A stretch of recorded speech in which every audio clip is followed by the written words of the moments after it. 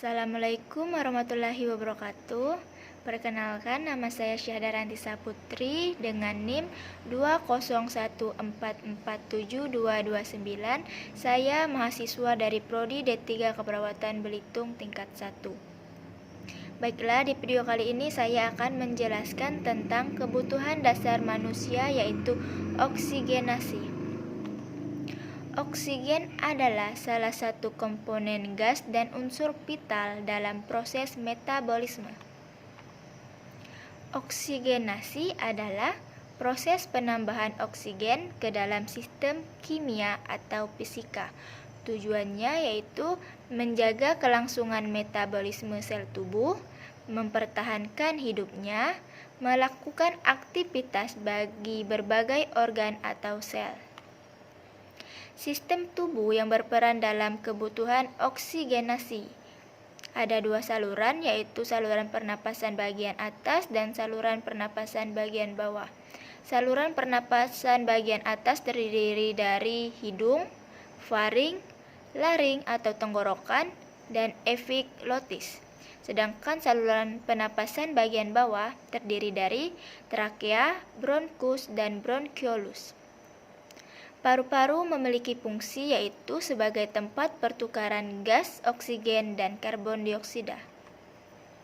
Proses oksigenasi. Yang pertama, ventilasi. Dipengaruhi oleh beberapa faktor yaitu adanya konsentrasi oksigen di atmosfer, kedua adanya kondisi jalan nafas yang baik, dan ketiga adanya kemampuan toraks dan alveoli pada paru-paru. Proses oksigenasi yang kedua yaitu difusi, dipengaruhi oleh beberapa faktor yaitu luasnya permukaan paru-paru, tebal membran respirasi atau permeabilitas, perbedaan tekanan dan konsentrasi oksigen, dan afinitas gas. Yang ketiga yaitu transportasi, dipengaruhi oleh beberapa faktor yaitu cardiac output, kondisi pembuluh darah. Faktor-faktor yang mempengaruhi kebutuhan oksigenasi yaitu pertama saraf otonom, kedua hormonal dan obat, ketiga alergi pada saluran nafas, keempat faktor perkembangan, kelima faktor lingkungan, dan terakhir faktor perilaku. Mekanisme pernapasan terjadi saat sadar dan tidak sadar, dibagi menjadi inspirasi dan ekspirasi. Berdasarkan cara melakukan inspirasi dan ekspirasi dan tempat terjadinya ada dua, yaitu pernapasan dada dan pernapasan perut. Pernapasan dada, inspirasinya yaitu musculus intercostalis, yaitu kontraksi, tulang rusuk terangkat, rongga dada membesar, paru-paru mengembang, tekanan udara rongga paru-paru turun, di luar naik, dan udara dari luar masuk ke paru-paru. Sedangkan ekspirasi musculus intercostalis yaitu relaksasi, tulang rusuk turun, rongga dada menyempit, paru-paru mengecil, tekanan udara rongga paru-paru naik, di luar turun, udara keluar dari paru-paru. Pernapasan perut.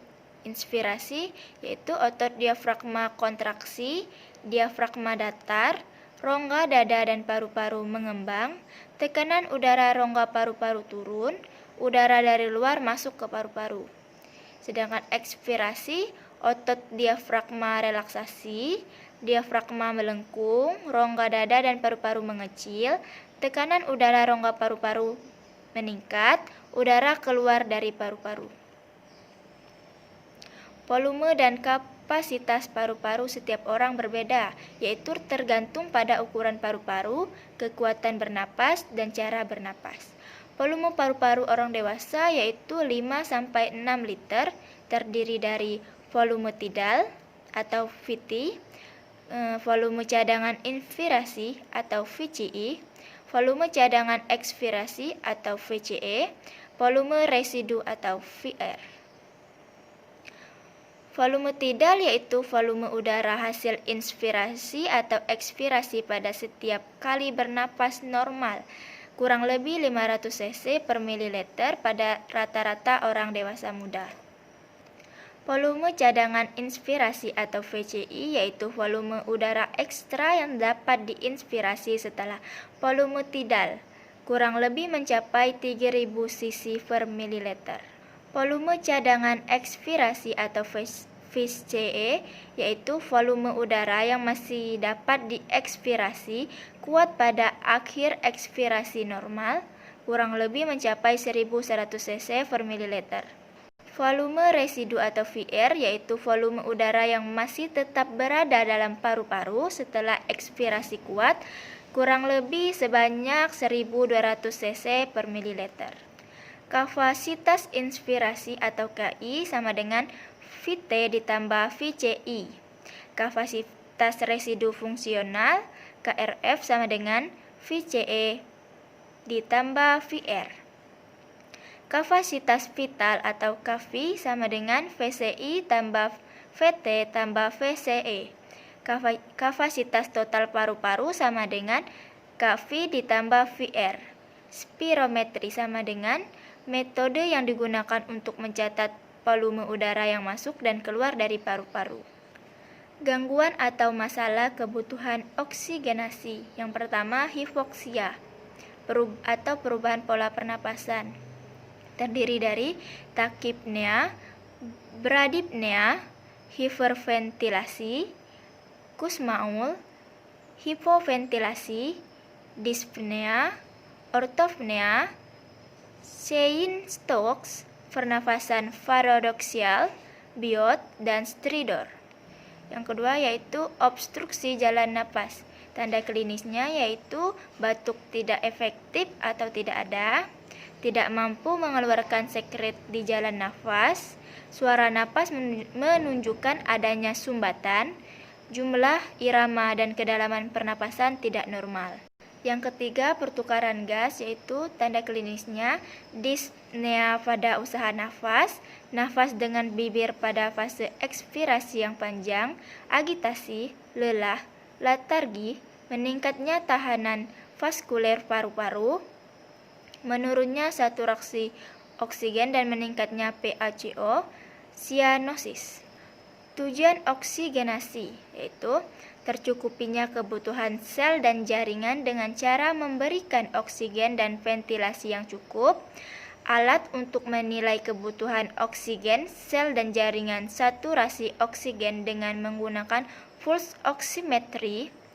Normal saturasi oksigen sama dengan 95% sampai 100%.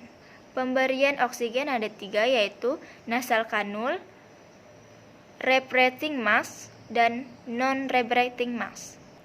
Nasal kanul yaitu tabung plastik yang mempunyai cabang kecil yang menonjol untuk dimasukkan ke dalam lubang hidung. Keuntungannya yaitu lebih dapat ditolerir atau anak-anak dan dewasa. Kerugiannya yaitu konsentrasi yang dihasilkan kecil, pemberian tidak boleh lebih dari 6 liter per menit. Jika berlebihan akan mengalami iritasi pada mukosa hidung. Yang kedua, simple mask. Kelebihannya yaitu pasien merasa nyaman. Kekurangannya yaitu udara bersih dengan udara ekspirasi masih tercampur, sehingga konsentrasi oksigen masih belum maksimal. Konsentrasi oksigen rendah, aliran tinggi. Ketiga yaitu rebreathing mask. Keuntungannya konsentrasi oksigen lebih tinggi. Kekurangannya udara bersih dengan udara ekspirasi masih tercampur, sehingga konsentrasi oksigen masih belum maksimal. Terakhir, non-rebreathing mask. Keuntungannya yaitu konsentrasi oksigen lebih tinggi daripada nasal kanul dan rebreathing mask, dilengkapi dengan klip agar udara inspirasi dan ekspirasi tidak tercampur, memiliki kantung reservoir atau kantung udara untuk menampung udara untuk inspirasi. Kerugiannya yaitu kantung oksigen bisa terlipat, berisiko untuk terjadi keracunan oksigen dan tidak nyaman bagi klien. Alat-alat yang digunakan dalam pemberian oksigen meliputi yang pertama nasal kanul, rebreathing mask dan non-rebreathing mask, kedua selang oksigen, ketiga humidifier yang telah diisi aquades, keempat flow meter, kelima sumber oksigen, dan terakhir sentral atau tabung. Nasal kanula yaitu tabung plastik yang mempunyai cabang kecil yang menonjol untuk dimasukkan ke dalam lubang hidung. Humidifier yaitu alat yang berfungsi melembabkan, membasahkan oksigen sebelum bergerak melalui hidung ke paru-paru. Flowmeter yaitu sebuah alat yang melekat ke oksigen outlet yang mengatur jumlah oksigen yang dihasilkan. Sumber oksigen yaitu sentral atau tabung berasal dari pusat di dalam institusi di mana salurannya berada di dinding atau dalam tembok dan disiapkan untuk digunakan secara cepat dihubungkan melalui sebuah pipa yang bertekanan 50-60 volt per inci persegi. Fokus pengkajian terdiri dari TTV, hasil BGA, tanda-tanda hipoksia, tanda-tanda hiperkarbia, status mental, suara nafas, dan tanda keracunan oksigen.